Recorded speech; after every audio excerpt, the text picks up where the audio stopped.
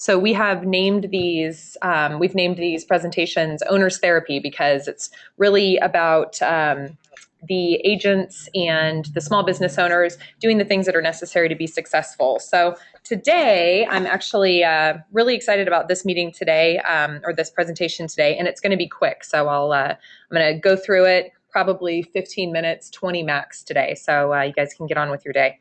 Basically, what we'll be covering is holding effective meetings. So many of you have been holding team meetings for years, and sometimes it's nice to have a refresher course on just how to effectively run a team meeting. Weekly meetings are really critical to the success of your agency. And if your agency or book of business is at the point of where you need to get over the hump to grow, having a united team that's on track and on target, shooting for all the same goals really is going to make that difference. And a lot of this united vision comes from how your team perceives your message. And holding effective meetings in which your team feels engaged, they're a part of it, and they're energized can make all the difference to the success as a small business owner. So that's what we're going to go over today. And there we go. So question number one, how does your team feel when they leave your meeting? This is a very, very important question to ask yourself. You need to connect with your team when you're going over critical issues, customer issues, team challenges, and training topics. All businesses have to hold meetings. There's just no way to get around it. But the question to ask yourself is, how's your team feeling when they leave your meeting? Are they feeling filled up? Are they eager to succeed? Or have you emptied them and they walk away feeling dejected?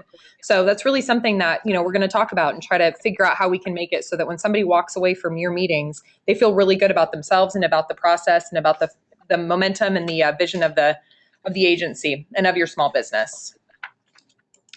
So let's take a moment to recall maybe one of your last team meetings.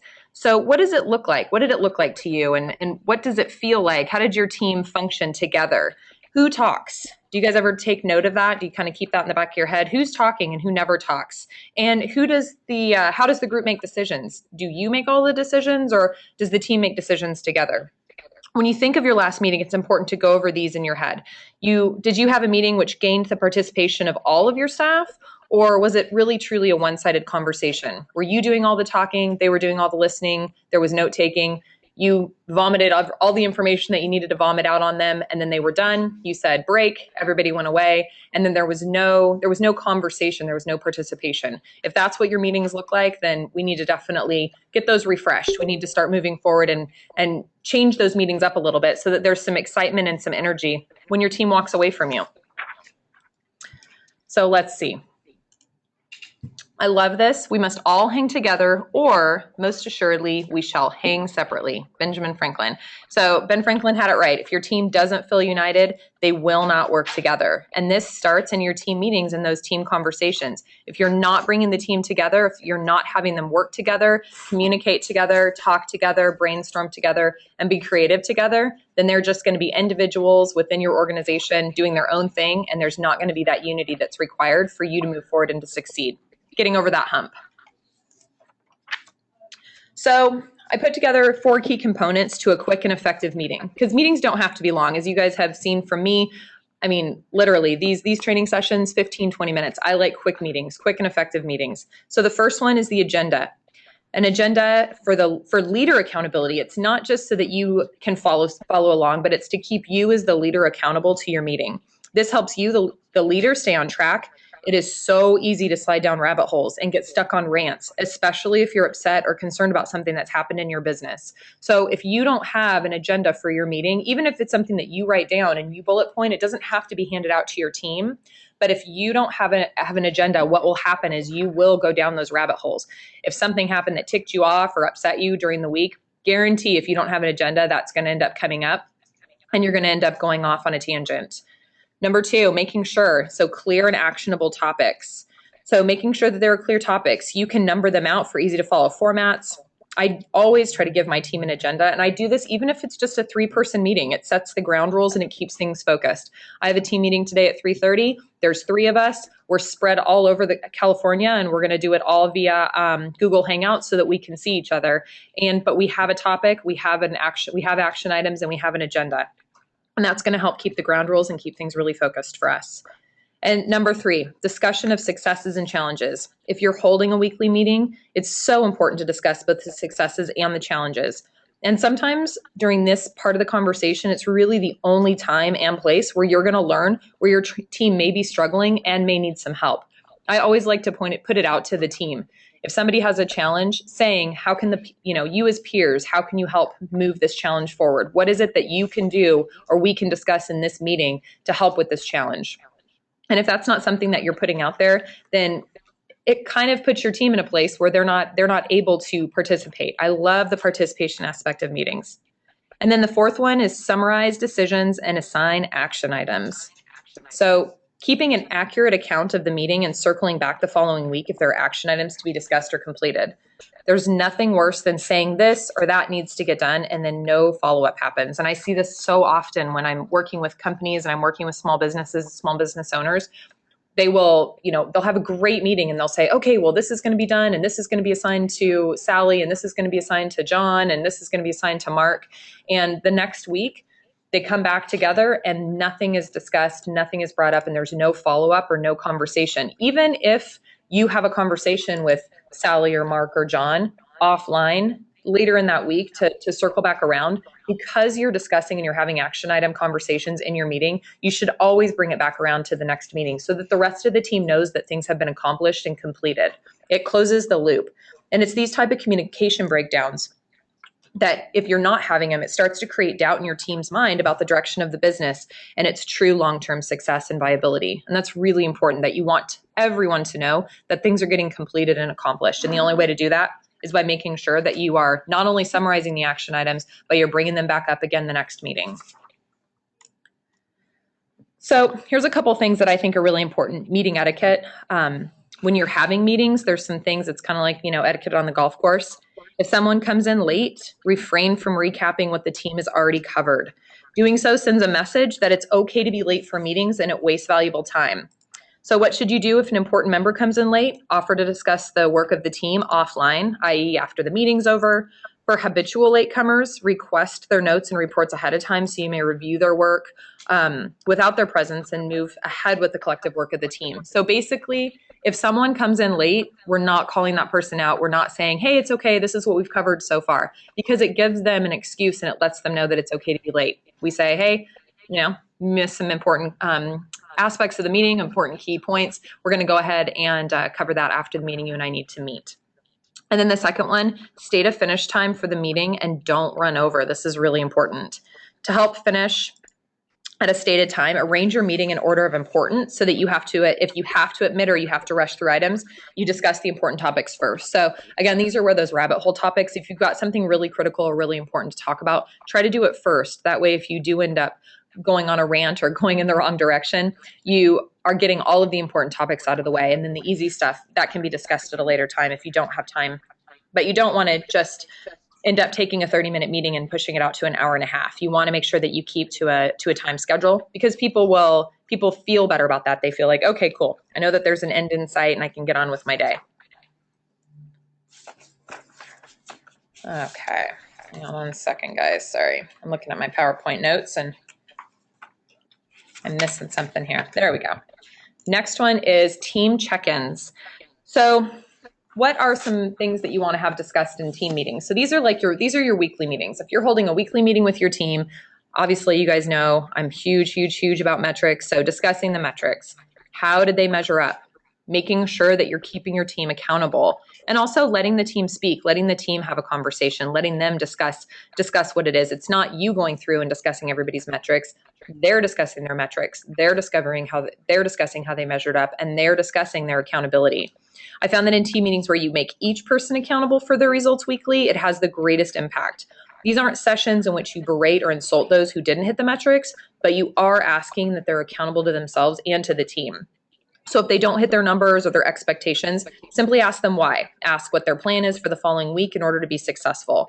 So this is a really great time to allow the team to reach out to their peers and ask for help. Again, this is where, you can say, all right, what were your challenges for the week? And peers, peer group, how can we help them be successful next week? I always like, during the team meetings and during the weekly check-in meetings, I always like to say, what's your plan for success for the following week? I think that's a really important question to ask. So the next piece of an effective meeting is going to be summarizing decisions and assigning action items. So when an agenda item is resolved or a mutually agreeable action plan is established, you want to make it clear who at the meeting will be responsible. So that's going back to that first thing that we talked about, the fourth square, making sure that you have action items and making sure that you know who's responsible for those. You also want to keep your own notes about what's discussed and refer back to that in the future. So it's so important to maintain accountability in a meeting when decisions are being made or when people need to follow through on things after a meeting has concluded. If you have a marketing idea and you ask one of your staff to provide info with next steps and there's no follow-up and the idea never gets executed, your team is going to notice that. They talk about that. Those are the kind of things that are talked about in the break room. It may not seem like a big deal, but the lack of follow-up on action items really creates an unsettled and unstable environment, even if no one ever tells you that. They are telling each other. And it's taking the time also to remember what happened previously and letting your team know that you remember the things that are important to you and to them. Taking your own personal notes in a meeting and referring to them the following week is a great way to stay on top of what's going on. And it lets your team know that you're truly listening, which as a small business owner, we all know can be really hard at times. And I know that most small business owners are futuristic. We're looking ahead. We're looking at the future. Most of the time, we're not in the present. So if you're taking notes and you're actually referring to them at a later meeting or at a later time, your team will know that you were in the present, you were listening. So an example, Sally, you had a great week last week and brought up some interesting ideas around marketing to families with new drivers. Can you tell us what you've done to move forward in this area? So that's a really good, quick example of saying, I acknowledged you, I liked your idea, how are we going to move forward with this? And again, this goes back to, remember when we discussed last week, the 1-minute manager? When people are acknowledged, they want to move to the next level. They want to move up. They want to do better. They aren't when a goal is put in front of them and you tell them that you are listening to them and you agree with them, they want to go to the next level. So you don't have the monotony of just people coming to work and, doing the same thing over and over again. You've got people that are coming to you with creative ideas, wanting to increase the revenue in your organization. Talk about wanting to keep impressing you. If you come to meetings with notes like that, your team will flourish and grow quicker than you can possibly imagine. Oops. So sometimes it's okay to pass the buck. What does this mean? On a team, leadership is shared. You and your team need to work together. You don't have to lead every meeting. This is a really important point, I think. Take turns and allow other people to lead the meeting. You can rotate by week. And this means that even the newest person on your team will get a chance to lead and to be accountable. Have them write the agenda and choose the basic topics. You'll have to approve, of course. You want to make sure that, all the topics are within the realm of what you guys need to discuss. And there will be topics that you need to lead the conversation on, but that doesn't mean you have to lead the meeting. I think it's so important to have each team member lead the meeting at separate times.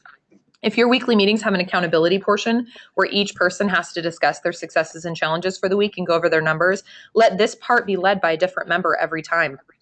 This is going to bring the team together and allow everyone to feel more a part of the conversation.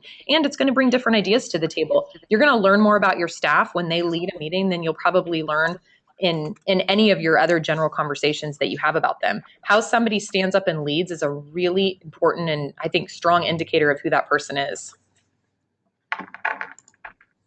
So the ultimate goal of a well-run and received team meeting. So what is it that we're truly looking for? What do we want to accomplish when we have a well-run meeting?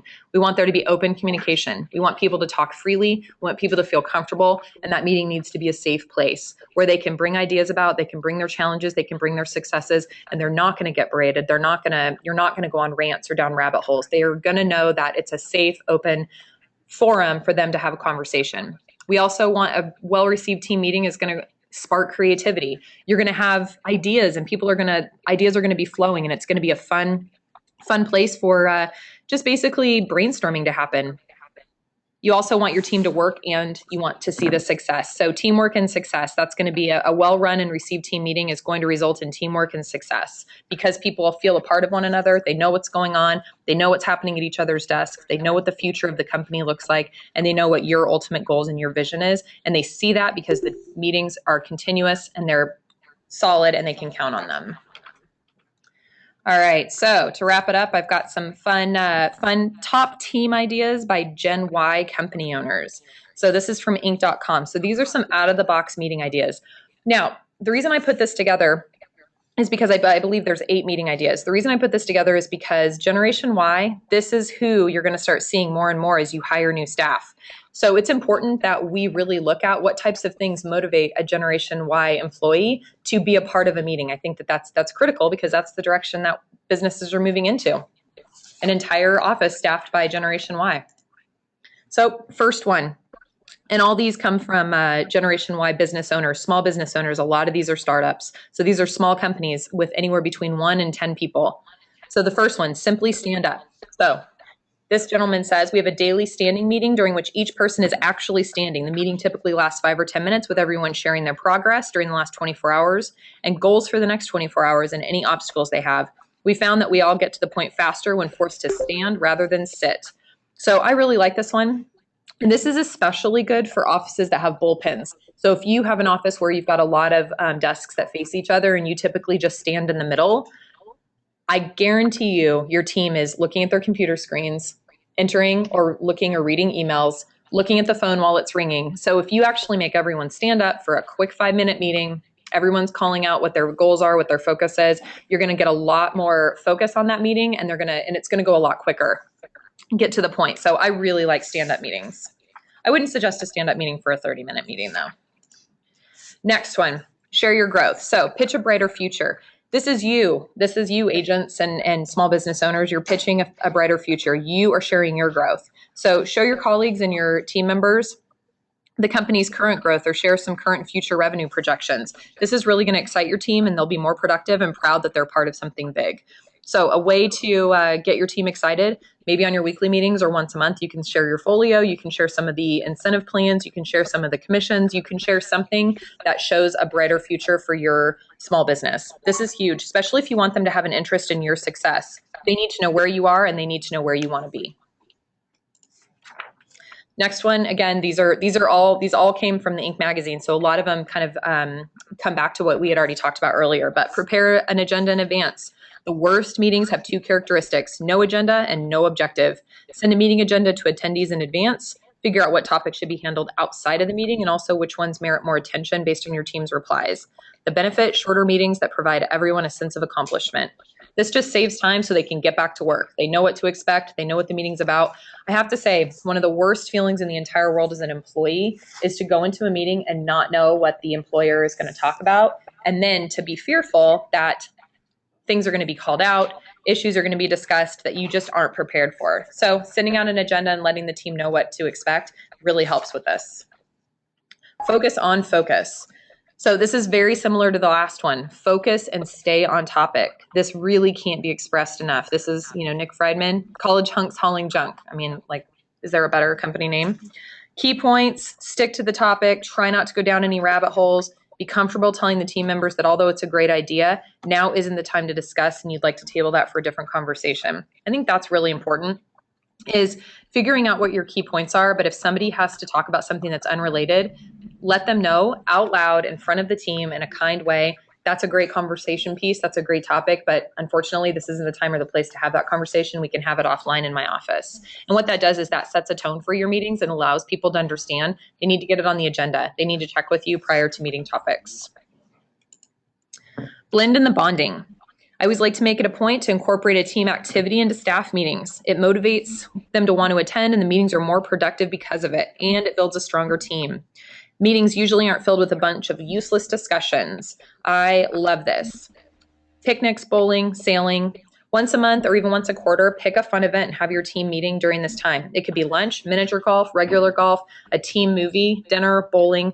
It's just do something other than the standard every week, the same old thing. My team and I go golfing. We try to go golfing at least once every 2 or 3 months. It's really fun. We talk about stuff and it's a great bonding experience, especially since I'm not very good and they get to laugh at me. Let's see. Number 6. Determine action items. I like this. This is by Stephanie Kaplan from Her Campus Media. After discussing each item on your meeting agenda, identify action items, points for people whose action items and deadlines belong to. Everything that we already discussed. There's not a lot of new stuff here, but I think it's just neat to see that these are the things that real companies are doing and real companies are implementing. So as we discussed, action items. This is where you set the consistency of your office and your team. And this is where the trust is really built, not just creating the action item, but following through on your word. Remember, an actionable action item makes it so they don't believe you. They start doubting you and wondering if you're actually going to be following through. Next one, brainstorm with structure and sweets. So this is Melissa Kushner, Goods for Good. So I like this one. Basically, she says, brainstorm always sparks creativity and enthusiasm in our office. Establish a framework for brainstorm, keeps them structured and productive. So I'm not sure if this is something that you guys are doing right now, but I love it, having a brainstorm session, even if it's a brainstorm session that's happening, maybe once a month. You guys bringing fun food to the table, and it's a way for the team to come together, talk about ideas. Owner's therapy. Last week, remember we talked about fun is a key piece to having a successful company. All right. Hang on just a second. I'm going to mute you guys. Okay. So in number 8, why meet at all? So I actually thought this one was pretty interesting. So this is by Lauren Fries from Talent Egg. So she's another recruitment company, and she's in Canada, and she helps college students find jobs. And I really liked this. She said they rarely have meetings at Talent Egg. I find that they generally create an unnecessary and unproductive structure around what should be a quick chat, either virtually or in person. So that being said, it's important to spend time together as a team. So every Friday, we have a numbers and highlights meeting at the end of each day. Each team, or at the end of the day. So this is the numbers and highlights for the week. So each team member presents their key metric and something exciting that happened this week. After everyone is done, they roll into a random chat about the weekend. It's a great way to get some FaceTime, share important information, and wind down. So this last one actually reflects how I run most of my meetings. We have daily conversations, and I talk with everyone individually throughout the week. But at the end of the week, we have a quick highlight and recap. Now, this goes over the numbers and the highlights of the week. And then we discuss the weekend. I do more of the 1-minute manager style that we talked about last week at my office. So my team usually receives immediate goals and feedback right then and there. So the end of the week, this just makes it fun to discuss the success. We call it a Friday wrap up. And I liked the picture of the girls softball team because it just truly is a quick huddle. Everybody coming together, huddle, good team spirit. So, and guys, I told you I was going to keep it short and sweet today. So that is pretty much it. I'm going to go ahead and unmute you guys. Does anybody have any questions? Is there anything that you wanted to ask me? Yes, no, maybe so? Chat, let's see. You guys can type a chat in, or if you want to just ask me a question, I think everybody should be on. Oh, Ryan just said, don't be embarrassed. Anybody can ask a question. All right. So as you guys well know, I always like to put up the references and who I get this great information from. So these are some of the books that I used to pull all of this together for you this week. Wonderful references. We did record this session. So Allie or Susie is going to be putting it up on the YouTube channel. So if you guys want to listen to it or refer back to it, please feel free. And also, if you have any questions or you want to get a hold of me directly, this is my direct contact information. I would love to come to your office and talk to you about meetings or metrics or anything like that. So keep me in mind, keep me in the back of your head if you want to discuss how I can help you and your team move forward. Once again, guys, it was a pleasure. I love chatting with you and I love working with you guys, and I will talk to you next week. Take care. Thank you.